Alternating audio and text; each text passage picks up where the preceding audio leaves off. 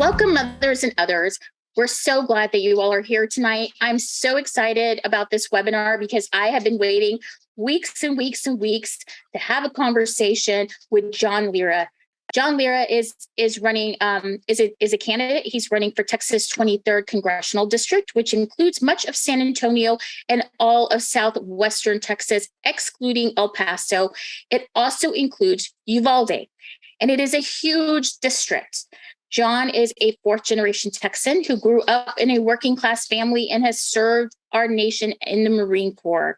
Welcome, John. We're so glad you're here.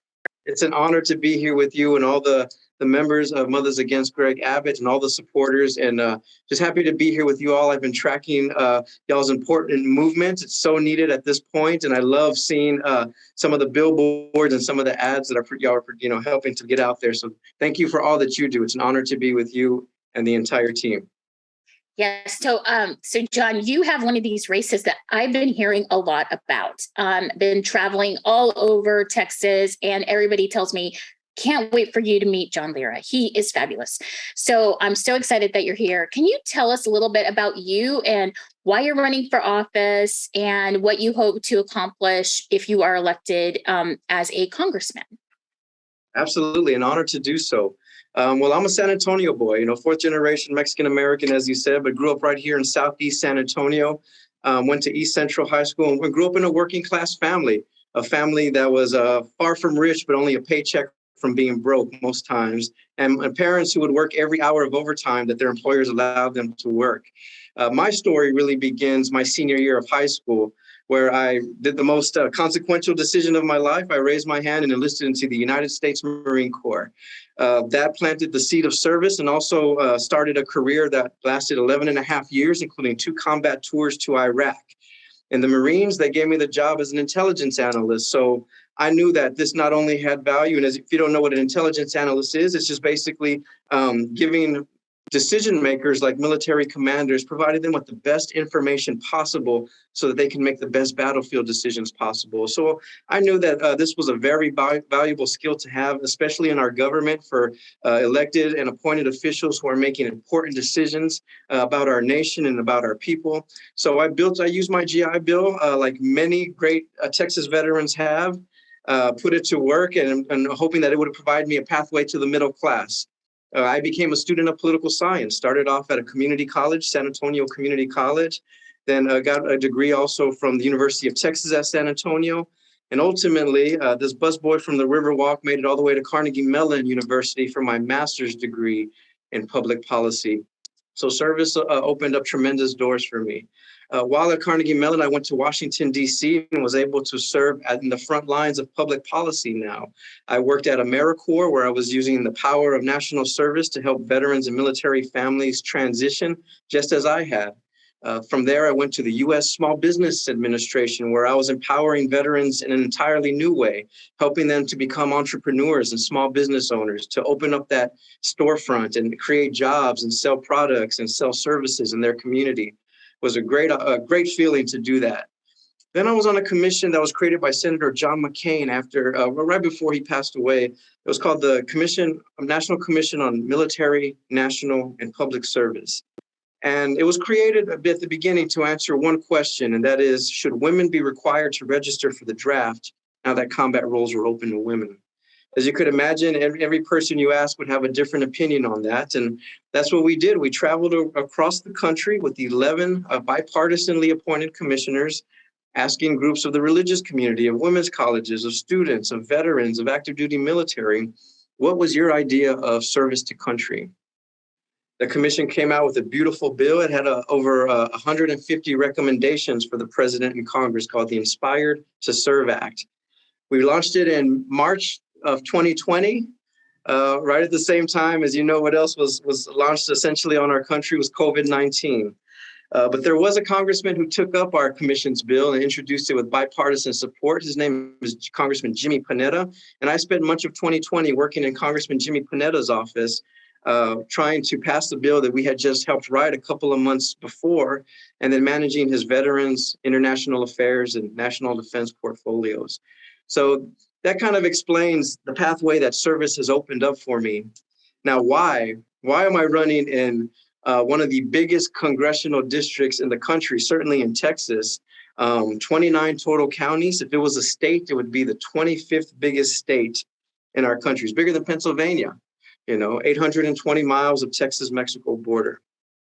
Well, it's because, we want to do, we're doing it because it is not hard, because it is hard, not easy.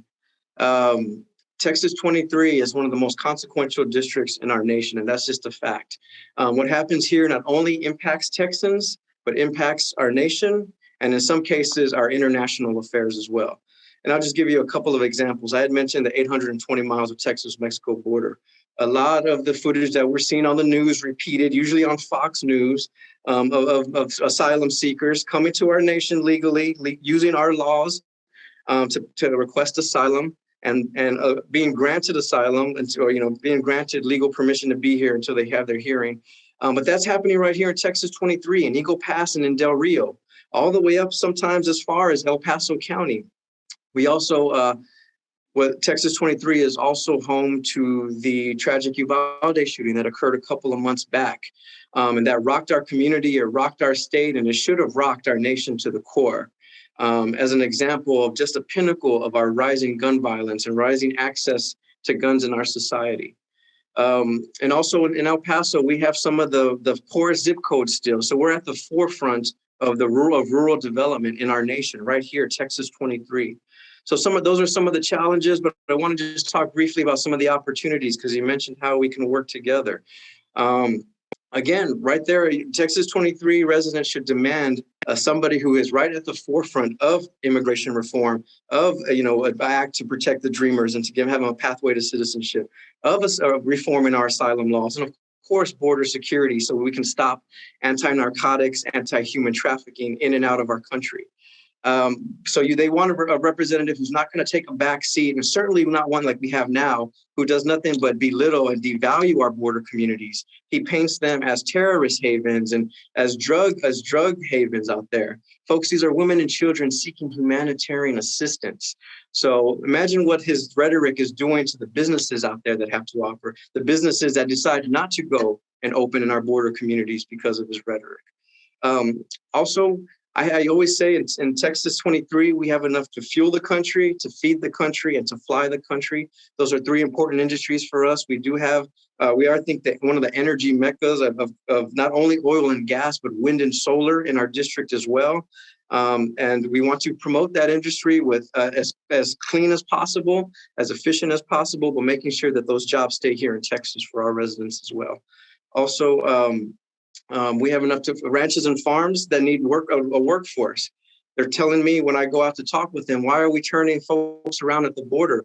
I will give them a job. I will pay them. We can feed them. We can tax them, but we need them to revive our economy, not to be a drag on our economy. And then, of course, our aerospace. We're blasting people into outer space in a small little town called Van Horn, Texas, out in West Texas. There's one launch pad there now. Jeff Bezos wants to put 8 Blue Origin launch pads there now. So imagine the transformation that's going to happen in that small little rural town. And we should have a say as to how that transformation happens.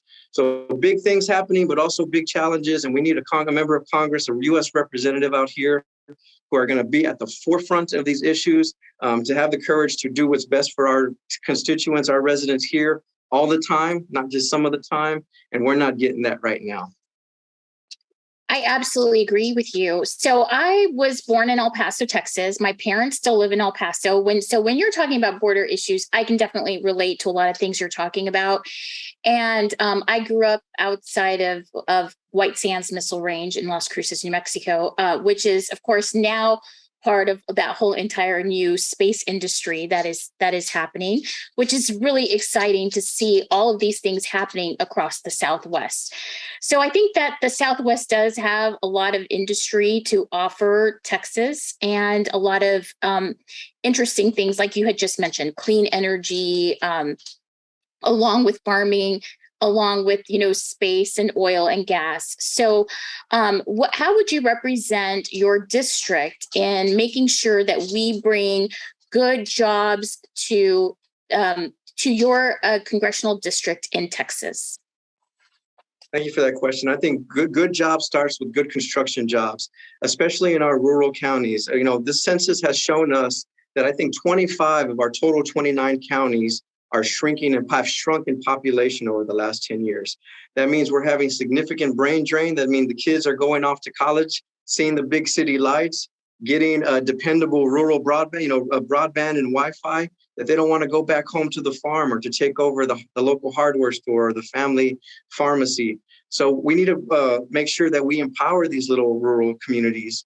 I think the best way to do it is by expanding work visas out here in West Texas. I think that's one of the best ways to do it. Because again, we have migrants knocking on our door. All they want is an opportunity to prove themselves in the labor market. We are at a severe labor shortage out here in West Texas, especially on our ranches and farms, especially in our energy community, especially in our aerospace community. So imagine if we start, and that comes along with opening up some of these jobs, comes the other things that communities need to grow, right? Dilapidated houses has become rental properties, so more families start moving in. Maybe a new restaurant starts opening up. Maybe the new grocery store starts to open up. More and more housing comes in, more and more families, more and more commerce. So I think that's one way to kickstart them.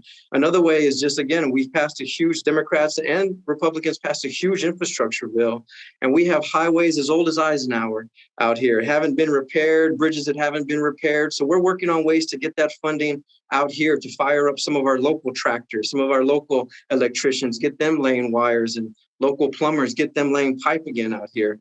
So I think that's one of the key pathways to it, is to continue to invest through, again, opening up our labor, our temporary work visas, and allowing, again, migrants, giving them that opportunity that they want, inviting them, not dissuading them and treating them like problems to our nation, but inviting them in to empower our nation, to help boost our economy.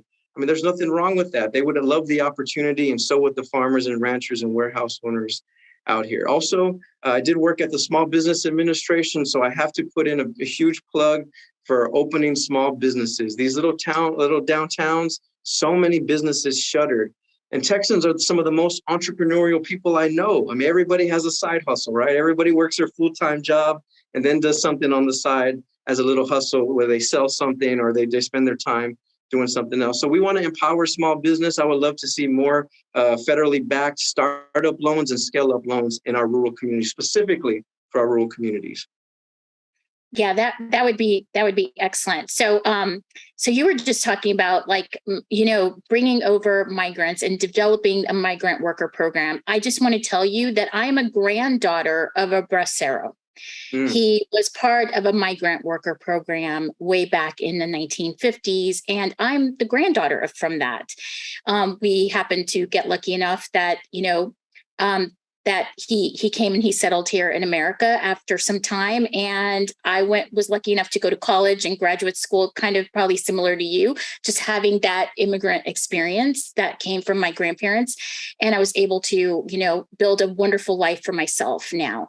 So let's talk about border issues. And primarily right now, what is happening in Texas is just some abhorrent behavior by Governor Abbott, where he is using some of these migrants that are coming over legally and checking in and going through the federal process legally. And then he's putting them on buses to go to other states and go to other cities like DC and Martha's Vineyard and Chicago. And it's just embarrassing. Honestly, it's embarrassing that we have a governor doing some of these things. It's shocking. But what is also shocking and not surprising is his behavior, how he's using this as a way that he can get reelected. It's just disgusting. So but right now in the border, I'm seeing a lot of tension around the border. Like, we feel like we might lose some votes in the border because his rhetoric is really resonating with people who live along the border, and it's really resonating. So I'm concerned about that. So what can we do about securing the border, promoting solutions that work for everyone, and making sure that we treat people who are seeking asylum with respect and not political pawns, all while we support our Texas economy? Absolutely. I think what you hit the nail on the head. What Greg Abbott has done by making these migrants, and again, this is right from the center, that's right down the street from me. Our office is very close to the migrant processing center.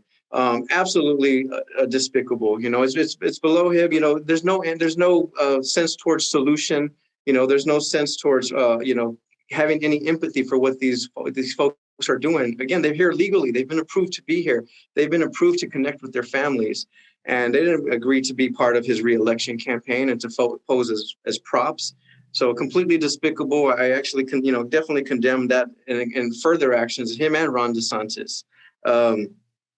You mentioned the border. I mean, Republicans profit politically from a broken border. Just remember, Greg Abbott has been in office for the last 8 years. Rick Perry before him has spent billions and billions of dollars of Operation Lone Star and something similar before that, which has been a complete failure.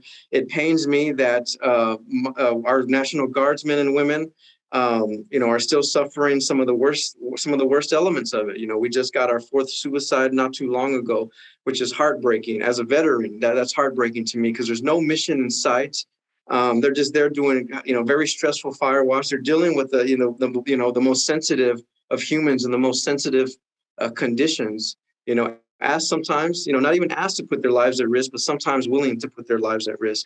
So this is what I think of the border. I think there's 5 issues totally at play, and I'm ready to address any single one of them individually or as part of a comprehensive plan. One is that our asylum laws are old and outdated. They must be reformed. They did not envision 1,000, 5,000, 10,000 person caravans at this point. I would like to see an increased investment in refugee processing centers along the border. If we can have some in some of our in-state, so where they can initiate a process, whether it's not in the state where they're experiencing the threat against them, but in one of the other countries, at least to get the process initiated a little bit sooner before they put feet on the ground here in the U.S. It worked in Haiti under the Bill Clinton administration, and I think that it could be valuable here for us as well. But you know, yes, don't have the Border Patrol processing migrants in a cubicle. They are trained law enforcement. They are a tool of the U.S. government, and if they are not doing their job or their mission is wrong, then we need to figure out what that mission is and readjust. But they need to be out there because they want to keep the peace and they really want to stop the bad guys also who are coming in with drugs and human trafficking. That's what we need to stop. But anyways, we'll get back to it. This next is our regular pathway to citizenship. If somebody across our cousins or our aunts or our nephew has waited 10 years to hear anything back on his visa application, that's a problem because they're going to choose other legal routes if there's legal routes that are not available to them. We saw this in the most extreme case in San Antonio where there was a tractor trailer with over 53 dead migrants ultimately right here crossed through our district in Texas 23. So we must have more legal pathways.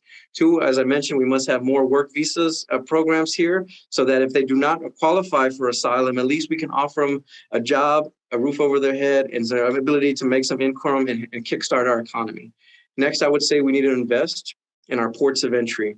You know, Mexico right now is building super highways into our ports of entry in Texas, and Texas 23 has 5 of them.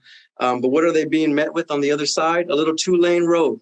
You know, these ports contain almost $5 billion a day of binational trade, and we want to keep that going. Again, this is what keeps our prices down. This is what keeps inflation down. This is what keeps small businesses and farmers sustainable, is sending goods to Mexico and receiving goods from Mexico. So we've got to invest in our ports and make sure, again, which is the 5th piece, the anti-smuggling piece. We do want to keep out those deadly drugs. We do want to keep out folks who are smuggling humans into our country.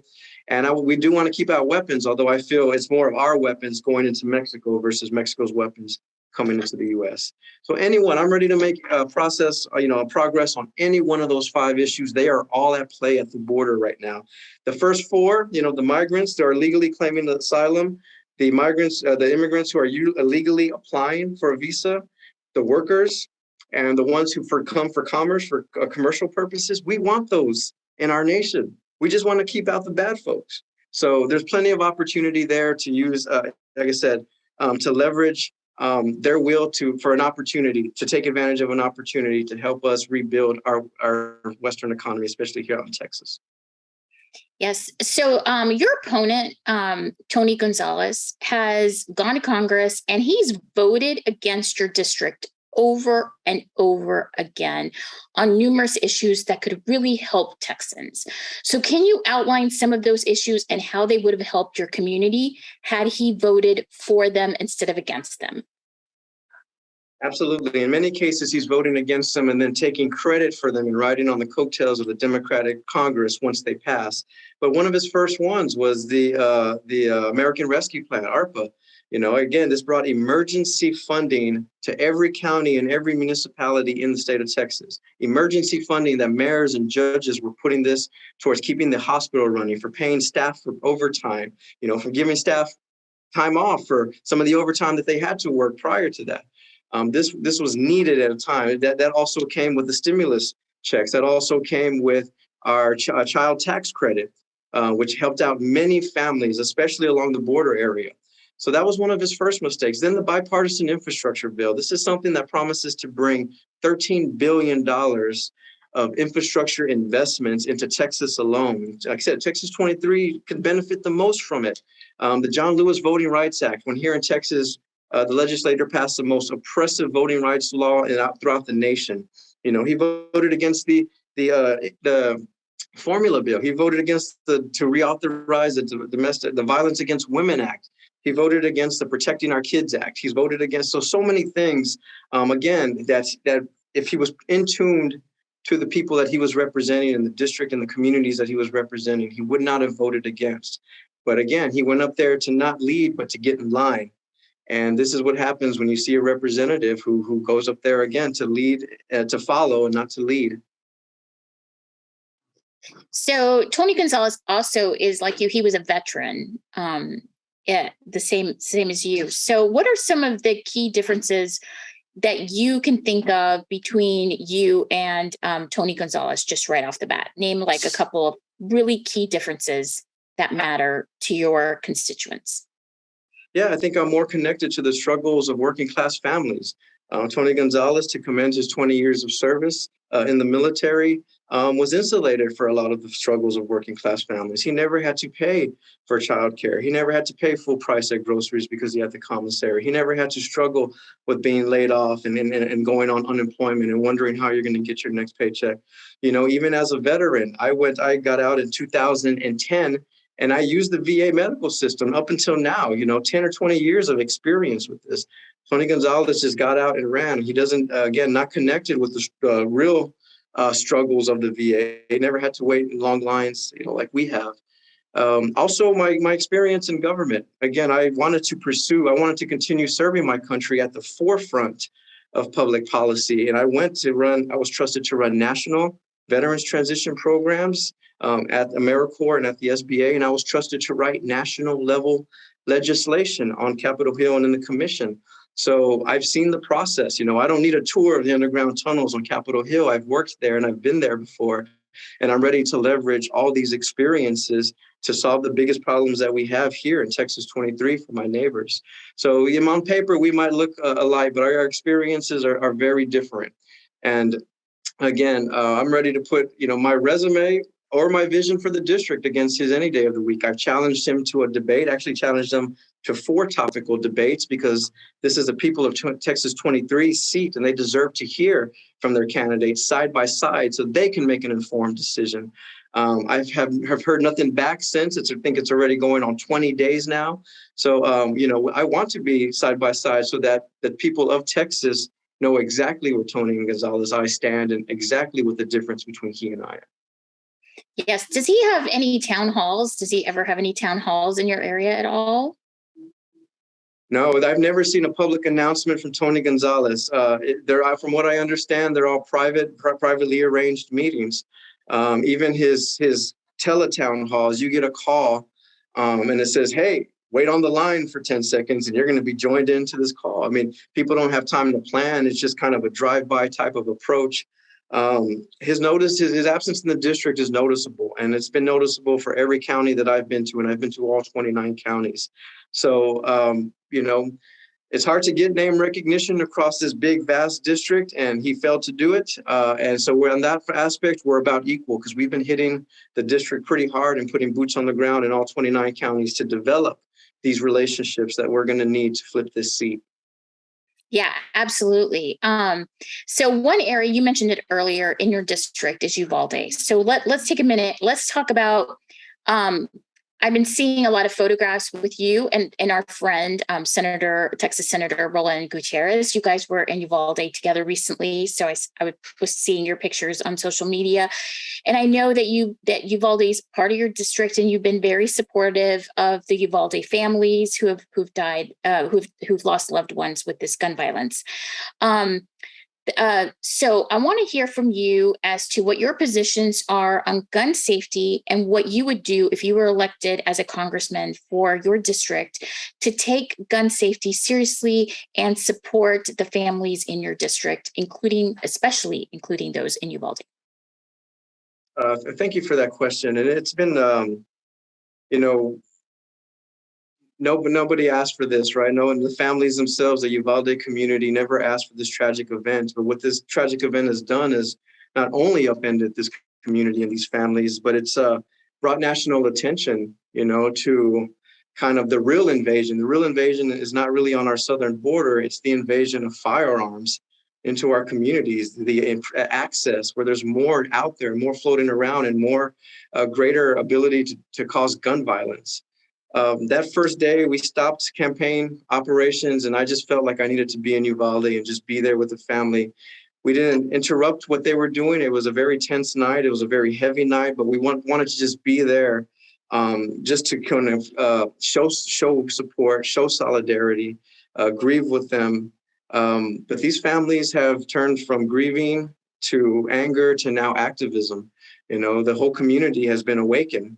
And if they're voting and they're energized to get out the vote this time around, Uvalde can go blue for an entire generation because of this horrible event. And not because, it's not because we just have a D by our name, that they're willing to vote for us, but it's because we've taken the time, like you mentioned. Roland Gutierrez has taken the time to show up. I've showed up. Beto O'Rourke has showed up. We've taken the time to show up and to get to know the families, to get to hear the community. I was there for the march. I was there for the vigil. I was there for the president. I was there for the rally. And we know what they want. So this is exactly what I'd fight for. And I'll tell you, we're going to celebrate election night in Uvalde so I can be there with the community. Because if I am Congressman-elect, that first minute, I want to be right there with them, formulating a strategy or how I'm going to introduce my first bill, which I hope to be a gun violence bill that responds directly to what happened at Rob. So that's one of the first things. But what would be in that bill? Again, what do the families want? They want a simple age increase from 18 to 21 to buy a military-style, high-capacity, high-velocity, semi-automatic military rifle. I don't think that's much to ask. Again, I'm a veteran of war. I've seen what these weapons can do to my enemies and my friends alike in battle. I absolutely don't believe they should be in the community. I know that some of the family want an all-out assault weapons ban, and that is something that I would support. I would stand with the families on that aspect. And here's the main reason why. Because in the military, we have a term called fire superiority. That means we win battles by putting down more rounds of ammunition than the enemy can. Allowing access to these weapons in society allows the average public to overwhelm and have fire superiority over our law enforcement, over the very people that we have charged in society to protect us. So again, giving anybody in public the ability to overwhelm our average police officer, men and women in uniform who have been put in society to protect us. I don't think that's right. I want to stand up for them. This came into play in Uvalde. We saw that those men and women in uniform didn't want to go charging into a room where there was hot steel coming at them. And that's an unfortunate, it was, again, a failure on many parts. And I understand that systemically, there's been many failures for these families in Uvalde. And wouldn't it be a breath of fresh air if we could elect candidates, again, who will listen to them and work with them to put forth the laws and the rules and the changes that we need to prevent the next Uvalde, next Robb Elementary, and the next Santa Fe High. Yeah, absolutely. So one of the other hot topics right now, especially in Texas, especially within Mothers Against Greg Abbott, is the Dobbs decision and SB 8 and the impact on women and their right to choose. So if you were elected into office, would you do your best to help codify Roe v. Wade and allow women to get some of their personal freedoms and rights back? Yes. Unequivocally, yes, I would absolutely vote for the Women's Health Equality Act. And I say this, again, as we talked about briefly before, as a Catholic, as somebody who's, again, has heard, the rhetoric coming out from both sides, somebody who's dug into the facts as a student of political science, and somebody who is a father and an uncle. And where I fall is that I don't want any reproductive healthcare options to be off the table for my daughter and my nieces, or your daughter or your nieces. I want them to have the best option. I want them to have more options when it comes to reproductive healthcare. So I'm absolutely a fighter to have this procedure, again, to remain private. These conversations should not be anybody's, especially, instead of putting red flags on potential dangers with firearms, they put red flags on our young mothers, young red flags on young women, telling to the public that they would potentially win a $10,000 lawsuit if they turned in or snitched for somebody. So it's absolutely crazy what we're doing. We need to restore these rights. We need to restore these protections at the federal level. Again, the Republicans argued that this was all about states' rights, states' rights, states' rights. And then 2 weeks later, Lindsey Graham lets the cat out of the bag that no, given the opportunity, they want to federalize and make it a national ban against abortions. So again, this never had anything to do with state rights. So I absolutely support a woman's right to choose. I absolutely support a doctor and that conversation happening. I want it to be as safe as possible. Again, I'm not advocating for more abortions because I think it's one of the toughest decisions that a woman would ever have to make. But at the same time, that I believe wholeheartedly that is my daughter's decision, that is my niece's decision, that is my cousin's decision for her to make herself. Who am I to determine how many children she should have and when? So I absolutely will support. I'm happy to carry that banner into battle on the floor of the House chamber on behalf of Texas women, because again, Texas, this has some crossover appeal, and we're seeing it on the door. We're hearing at the doors. We're seeing it in polling, because Texas is the right of rights and freedom and liberty. And Texas, even conservative women know that they have lost, that a right and a liberty has been stripped of them. They know that in New Mexico, those women have more rights than they do, as our right-loving, as Texans who love our liberty. So we're going to continue to fight, and I think our coalition is going to grow. I think that this was a huge overstep for the Supreme Court and a huge overstep for Republicans who have been pushing this for decades. We need the best reproductive and maternity care in America. Not the last, not the worst. Yeah, absolutely. So your background, you have a really strong background in working with veterans and helping them in small business areas. So what do you believe is the most important thing for veterans right now that you could do for veterans right now, and how can you assist them? Well, thank you for that question. And one is I am so grateful for President Biden's finally signing the PAC Act. Even after Republican shenanigans of trying to delay and block, my opponent, Tony Gonzalez, was part of that in the House. We finally got that bill passed. And again, burn pits are my generation's, the global war on terrorism, the 9/11 generation's Agent Orange. I myself was exposed to toxins at one of the camps that I was stationed at, along with my buddy, Frank Pacheco. Now, Franco Pacheco passed away from glioblastoma, and he was 100% convinced that it was because of those burn pits that he and I both inhaled at Fav Heat in Iraq. So I'm grateful that this bill was passed. It's long overdue. It's going to expand tons of medical benefits for veterans who are exposed to toxins in combat. Two, you mentioned small business. I would love to make a small business component of the GI Bill. Back when it was originally envisioned as the Veterans Readjustment Act, it had some flexibility for not only housing and not only education, but also for veterans to open up a small business, a small startup capital. I would love to give veterans that ability again. They might not be on a path towards college, and then they lose that benefit that they've worked so hard for. But what if they want to start up that business, or they want to open up that second storefront? I think that their GI Bill should be utilized to allow them to do that. Also, again, I think in Texas 23 especially, but this is probably true for all veterans living in rural communities, it's hard to get to the VA hospital. It's hard to get to the VA clinic. Clinics, I go out here to a small town and I say, how is your VA system? And he says, it works great. There's a person there every other day. 2 days out of the week, we have somebody there. That's not great. So I would love to do public-private partnerships between the VA and some of the civilian or the private sector medical facilities, make it maybe a hero wing or a warrior wing so that we won't compete with the local hospital, but actually we're adding on and building on to their capabilities. And then services will be interchangeable. Again, so now we're just building on to an existing hospital versus building a brand new $1 billion hospital that's only going to pool nurses and doctors from the other hospital. So that's one of the things I want to do. I want to make up more VA programs because then we can get rotational doctors out there, doctors and nurses and physicians assistants so that we could expand rural America's access to there's a lack of health professionals out there. So if we can get the VA out there and we can hire some folks on rotation with the VA and these hospitals, I think it'll expand healthcare throughout West Texas. We're overrepresented with the veteran population here in Texas 23.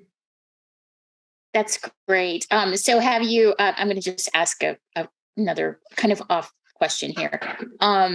Jay Clayburgh he's running for general land commissioner, and he was really involved with the toxic pits bill, the PAC bill there in Congress for veterans. Have you worked together with him at all on just exchanging notes on how to help veterans in Texas? Well, I tell you, meeting him, I didn't know that, the Land Commission did so much for veterans, with the Veterans Land Commission and some of the other benefits there. So I love Jay. We have exchanged notes, and we promised that once this craziness is all over, that we're going to sit down again and figure out what we can do for not only Texas veterans, but veterans across the country and getting them, some housing benefits or other ones that the state offers. But I tell you what, Jay, I've seen him all around West Texas. Every stop that I'm in some of the smallest communities out there, and we'll bump into each other. So he is really putting in the work. I want to use this time to put in the plug for our entire Texas, our slate of statewide Texas candidates. Yeah. I love it when Beto was in the district. I love running into Susan Hayes. I did a great event out in Marfa with Janet Dunning. Rochelle Garza and Eagle Pass with Beto. So what a great, tremendous slate. It's an honor to be on the ballot with every single one of them. Yeah, it's an exciting slate this year. I mean, even including yourself, we have the candidates are great. It's so exciting to have so many awesome qualified candidates running for office right now, which is like, we need all of you to win. We really do. We need you all to win so we can do amazing things for Texans right now. So I get excited. Even listening to you talk right now is just like, we got to get him elected. So I'm with you 110%. So West Texas is part of your district. And what are your constituents, especially in the area around the Big Bend area? What is important for people who live in the West Texas? What's important for them, and what would you do for them if you were elected into office? Yeah, great question. Thank you. I think these little small communities out in West Texas, they once were created and benefited from rail stops, old rail stops that were going from Mexico all the way up. And the state of Texas has a Ports to Plains program, but they want stuff like that. I visited the small town of Presidio in Presidio County, and they're essentially a suburb of Ojinaga. One of the residents told me, if it weren't for Mexico, Ojinaga on the other side, we wouldn't exist. They have the better grocery store, they have the better healthcare, but they do have a port of entry, and that port of entry has been down for 36 months. And they're screaming, pants on fire, help us get our port of entry up. Nobody's paying attention to us out here. We can, have the full benefit of, alleviating some of the backup that's now going to New Mexico. It can come into Texas. Like if they just had an inspector, their avocados wouldn't have to go to New Mexico, to Dallas, and then back to them 2 weeks later, costing $8. That's an actual complaint of theirs.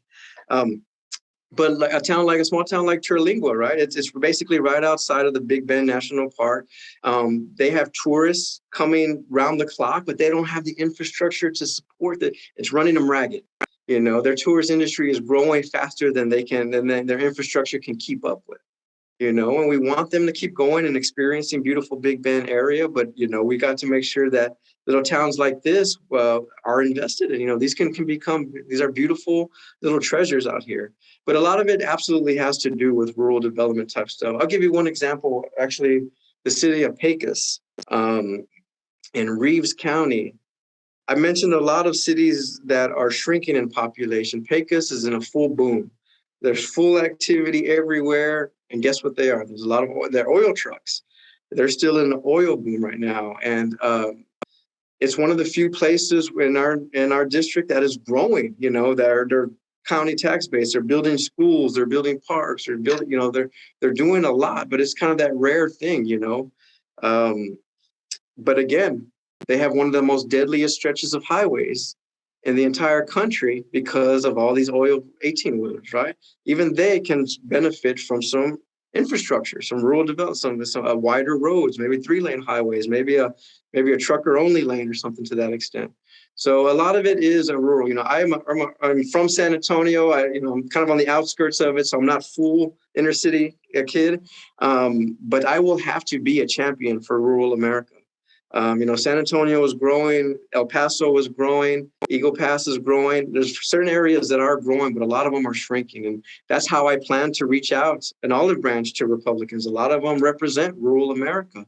If they care about invigorating and kind of getting our agriculture and our rural economies up to a boost, I'm ready for it. I'm ready to partner with them.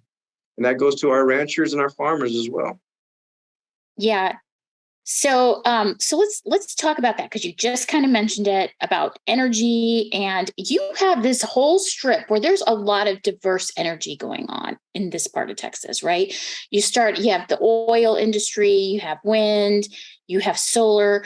So what would you do if you were elected to U.S. Congress to help support Texas energy, especially looking forward into climate change and what we can do so Texas continues to be an energy leader? Absolutely. So Texas is definitely an energy leader. We produce the largest amount of renewable energy. That's wind, of course. We're catching up to California in solar to lead the nation in that. But we're also one of the biggest emitters of carbon. So, we got to take the bad with the good. So I think that we continue to push towards carbon neutral, to carbon capture policies, because we have beautiful lands. In some cases, we have very sensitive lands. We have very delicate deserts out there. A lot of our businesses in Texas 23 are hunting tourism. Those ranchers want to keep the lands unpolluted. They want the drinking water, or the natural water, the natural springs, to be unpolluted. It's the truth that Texas is getting hotter and getting drier every year, and that's the case for much of our country. That makes it more susceptible to fires. That makes it more susceptible to flash flooding. We've seen that before, where flash flood has completely recarved the Rio Grande Valley at one point in history.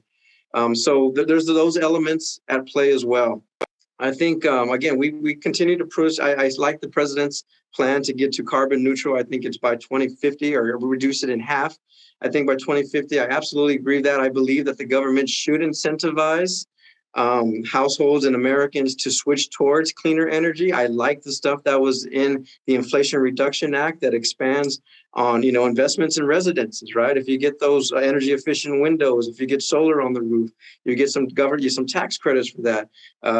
Even commercial industry gets some tax credits. So I do think we continue to make investments just like that in innovation and innovative energy. We have to get our energy prices down. We saw what happens with our foreign reliance on oil. I don't think that it all must come from oil. I think that we have plenty of resources. I'll tell you one thing also, back out in one of our counties, Hudspeth County, in the little small unincorporated town of Sierra Blanca, they found 16 of the world's 17 rare earth minerals out there. And that is about to be mined and to come online within a matter of 2 years or so. This is stuff like beryllium that will go into military stealth technology, chips, semiconductors. So again, we've got to think smart about this, because this is a great find for our nation, and it could open up a domestic semiconductor market, which the Inflation Reduction Act invested in. So direct benefit here. But again, we've got to do it in a moral way, in an ethical way, right? We've got to do it to make sure that we're not polluting any streams of drinking water for the residents there, that we're not being exploited, that some of the funding and the resources stays to invest in our communities that is being extracted from. So that is something that is that is going to be coming online in our district. And we're going to need a member of Congress who's not just going to go out there and see it as a free for all, but somebody who has, again, make sure that all the right steps are taken so that the community benefits just as much as our nation does from it. So right now across the United States, especially with this current Supreme Court, we're seeing a lot of attacks on our 14th Amendment rights. And we have Senator John Cornyn posting on Twitter after the Dobbs decision just passed. He said on Twitter, now do Brown versus the Board of Education. And I just found that to be just infuriating, to tell you the truth, infuriating. So what could we do, and what would you do to protect the 14th Amendment, and how important is keeping the 14th Amendment as a federal policy? Because I think what we're seeing right now is they're starting to break it down to bring that power to the states and breaking down the federal power over the states, which is breaking down some of our privacy rights. So what would you do to ensure that we get to keep and secure our 14th Amendment rights? Exactly that. We stand up for it. We use it as a shield and as a defense against those discriminatory policies that are coming out of states and our federal government. We continue to shine the light on it. There's always going to be elements. The March for Equality is not a destination. It's continuous. Our democracy, we saw how fragile it was on January 6th and through these subsequent committees. Had it not been for the courage of a few folks in a couple of tight spots or positions, I think our democracy could have been in peril. So I will always be a voice for the voiceless. I was, a minority in the federal government. I was a minority in the military. Didn't stop me for wanting to stand up, for equal treatment, for treatment of dignity. That includes women, again, who are facing the rights to bodily autonomy, challenge to the LGBTQ community, who, again, always has to defend who they love and who they want to marry. It's happening across the board, and we need to stop that. Like I said, we fight for it. We don't stay silent. We don't sit on the sidelines for it. We see something going on where somebody is not provided an equal opportunity to pursue happiness, to pursue life, to pursue liberty. If they're having those instances denied, then we fight for it. This is our tool. This is what we can carry into the arena against these opposing forces that try to strip us of that. They're trying to take us back generations, centuries. After all the progress that we've made and trying to make and fight for a more equitable and a more just society in our laws and our treatment and our employment biases, and to think that we're still battling the same battles of generation of Americans like us from generations back. So all this goes to prove that it is, equality, justice is something that we constantly strive for. In this land, it will never be a destination. We will never just rest on our laurels and say that we have it. We've got to fight for our democracy. We've got to fight for our individual liberties, and we've got to fight for our communities as well. I definitely believe in the individual and their ability to make the right choice. But I also believe in the camaraderie. And as a Marine, it's something I've seen as a camaraderie of Americans, that we rally around each other on behalf of our nation to solve the biggest problems or to confront the biggest problem. So again, the 14th Amendment is an important tool to our nation.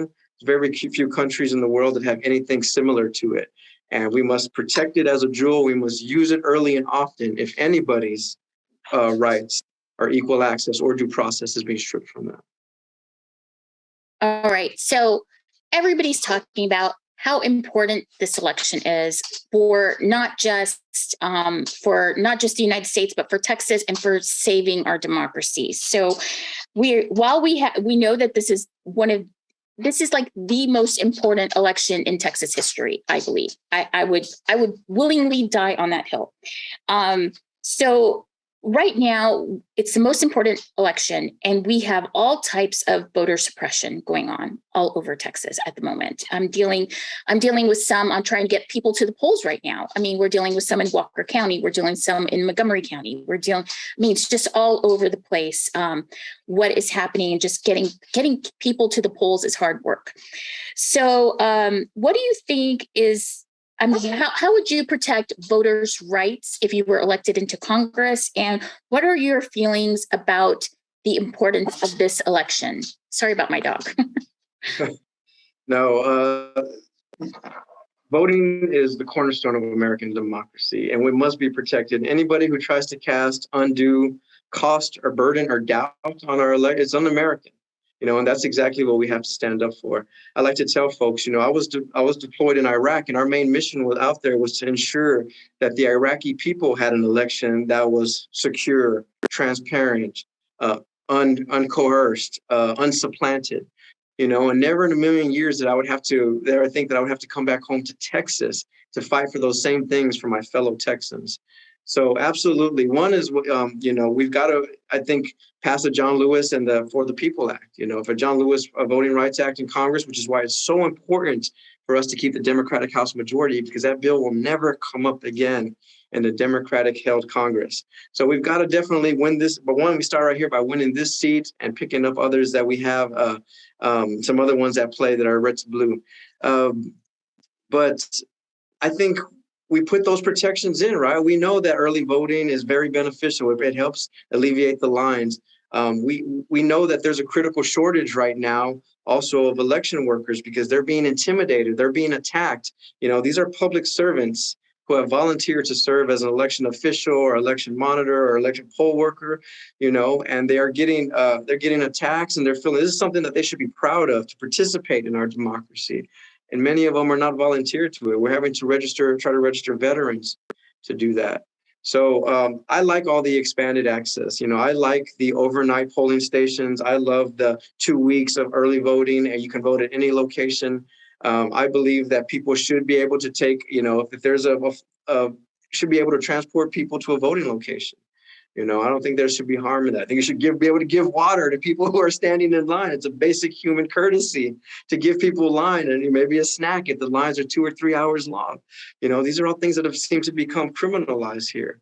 Again, though, we need to put in the protections to make sure our elections are not supplanted. I fear that if Republicans win the U.S. House, that it may be very difficult to confirm and to certify the next president, especially if they're a Democrat. This is what the reality that we've been living in now. And we've got folks that are running for Secretary of State all across the country who intend to do just that, undermine the processes they think don't work in their favor. So again, taking our country back generations when we fought so hard to have, as in quotes, secretary's terms, one of the safest elections that our country has ever hosted last cycle in the 2020. So the fight is real. I've been endorsed by the Voter Protection Project for my commitment, and I'm ready to stand again. I'm ready to stand on that hill. And you're absolutely right. I think this is it for us. We're not going to have a Beto again. We're not going to have a great slate equal to what we have right now again. We're not going to have a lot of the elements that are at play, with the horrible Greg Abbott as governor. This is our time. This is our moment. This is our time to crescendo, to surge, and to finally make a statement here in Texas. And I think that the ground is shifting from a lot of what I'm hearing at the doors, a lot of what I'm seeing in the polls, so we've been putting in the work, and the enthusiasm is on our side. So we just got to fulfill our commitment and get ourselves, our neighbors, and our family members out to the polls this November. Yes, thank you. Thank you so much. Are you hearing from some Republicans that are ready to vote for you? Absolutely. Oh, yes. We've started a moderate, very early I moved to consolidate my Democratic base, but always reaching out to moderates. I've done conservative media and podcasts, even some news interviews as well. So we've definitely been reaching out. And the main thing is nobody understands what Tony Gonzalez stands for. Nobody knows where he's going to vote from one day to the next, or who Tony Gonzalez is going to be. So that's his issue that he has to deal with. They know exactly where I stand. They know exactly the type of experience that I'm bringing to this. And they know that they'll have somebody that'll be a voice and a backbone for them in Washington, D.C. That's excellent. Well, I can't wait until we get to elect you into office. I'm looking forward to that. I'm looking forward to that party in Uvalde. That sounds like a great time. So I want to say thank you for spending so much time with us tonight. How best can we support you right now? Where can we find you? What do you need right now at this point in the election? What can we do for you? Well, as any candidate, I wouldn't be worth my salt if I didn't do a call to action and make an ask. But there's three ways essentially, and this is for all campaign: vote, volunteer, and donate. If you are in Texas 23, this is an extremely close race. It's actually turned into a 3-person race. There's a very far right candidate who's joined in and who's actively pulling the more Trumpy votes away from Tony Gonzalez. So he's actually helping us out. If he pulls enough of that vote away, he's going to send us to Congress, just like in Alaska. But also, we are on all platforms. We are on Twitter at liraforcongress.com, Instagram, and Facebook. We are very active. We share information. We share where we're traveling, what we're doing. Please like us. Please follow. Please share.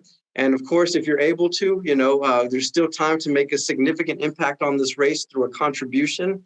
In a close race like this, every single bit will count. We'll put it to great use immediately. But this is a close race. This is an under the radar race, and we kind of like it that way. We have a Republican incumbent who's in trouble and failed to regain his footing post-Uvalde. We have a very aggressive third-party candidate. We have a campaign, in my campaign, that has been hitting the streets and putting boots on the ground and building the relationships. And we've got Beto on the ballot, right? He's going to help Democrats with a little boost as well. So all these elements coming into play will help us wake up winners on November 9th. I hope so. I hope God is listening, because we need this to happen. So I'm with you there. So thanks again for spending the evening with Mothers Against Greg Abbott. I can't wait to meet you in person and see you on the campaign trail. And we wish you a really happy evening. So thank you so much. Thank you so much. It was great being here. Great speaking with you. If any time, please never hesitate to reach out. And thank you for all the great work you and your members and your coalition is doing to shine the light on the biggest issues that we have here in Texas, which is an out-of-touch governor. So thank you so much. Really appreciate it. Yes, thank you. And for mothers and others, please go out there. Let's go do some great work for John Lira. He needs to get elected into office, all right? Let's go start knocking on doors. We have a couple more weekends left to just get the vote out, knocking on doors, and let's make this happen, because I think that we can elect him. So let's go out and do it. So I'm talking to everyone in San Antonio, everybody in the Valley, everyone from El Paso all the way down to Brownsville. Let's just make this happen. So thank you. Thank you so much, John. And we will see you on the campaign trail. Have a nice evening.